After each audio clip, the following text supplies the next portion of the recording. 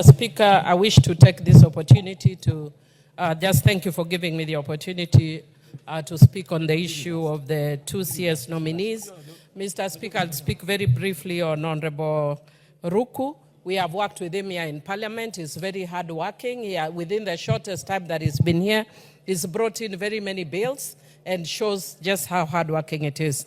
Mr. Speaker, the only thing I would want to say in relation to Honorable Ruto is that in relation to the bills that is brought, it shows a very narrow mind in terms of democratic issues. And I said it when we were doing the vetting, and I want to encourage him to take a paradigm shift, a mental paradigm shift, and be more embracive of what the Constitution say and have a broader framework in terms of democracy and the rule of law. Mr. Speaker, otherwise I think is fit for that job. Mr. Speaker, I want to speak to the issue of Honorable Anna, Wendot, that everybody has spoken to, Mr. Speaker. And Mr. Speaker, I sat actually in the vetting. And one of the things that was very clear is that she's a very good lawyer from what was even appearing in her CV. Mr. Speaker, she is very confident as a person. Mr. Speaker, from actually her history, you can see she's a person who seeks to improve herself. She studied law at a very late time in life. And so, Mr. Speaker, you can see she's a very committed person. And Mr. Speaker, you can see she's also very confident and she's given to learning.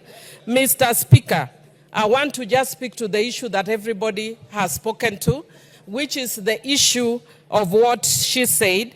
And Mr. Speaker, it is very unfortunate because her statement seemed to imply that she was victim blaming. And I am very happy, and I want to state to the House that I've actually seen in her Twitter handle that she has actually apologized.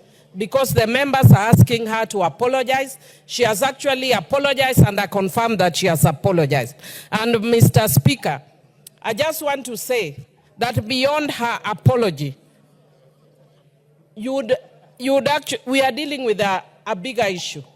And Mr. Speaker, the bigger issue that for me is that she's also a victim of societal socialization. And Mr. Speaker, that is why every time you have a person coming for gender, there's always an issue. And I am glad that she's apologized, but that she needs to go further and notice that she needs capacity building. And Mr. Speaker, I personally, because I'm an expert in that area, I am willing to handhold and help her so that she can be able to serve Kenyans better.